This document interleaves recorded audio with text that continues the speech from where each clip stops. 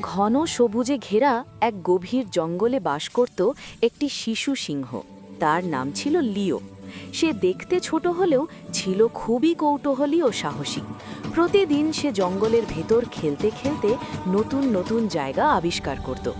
কিন্তু একদিন খেলতে খেলতে সে তার পথ ভুলে গেল। চারপাশে অচেনা গাছ, অদ্ভুত শব্দ আর ভয়ঙ্কর নীরবতা দেখে লিও ভয় পেয়ে গেল। ঠিক তখনই গাছের ডাল থেকে লাফ দিয়ে নিচে নামল একটি চতুর বানর।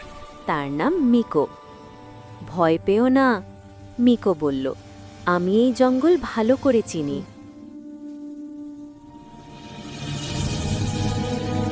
দুজন একসঙ্গে বাড়ির পথ খুঁজতে লাগল। কিছু দূর যেতেই তারা একটি প্রচণ্ড স্রোতের নদীর সামনে এসে পড়ল। লিও সাঁতার জানত না, সে হতাশ হয়ে পড়ল। তখন মিকো লম্বা লতা ও ডাল জোগাড় করে একটি অস্থায়ী সেতু বানালো। বুদ্ধির জোরে তারা নিরাপদে নদী পার হল। হঠাৎ জঙ্গলের ভেতর থেকে বেরিয়ে এলো একটি হিংস্র বন্য কুকুরের দল। লিও ভয়ে কাঁপছিল। মিকো শান্তভাবে বলল, এটাই তোমার সাহস দেখানোর সময়। লিও বুক ফুলিয়ে জোরে গর্জন করল। তার গর্জনে কুকুরগুলো ভয় পেয়ে পালিয়ে গেল।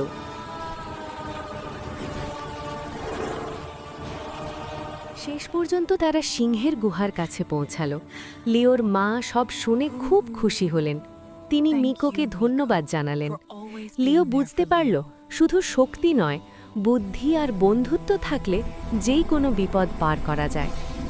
নৈতিক শিক্ষা: সাহস ও বুদ্ধি একসাথে থাকলে সব বাধা জয় করা সম্ভব।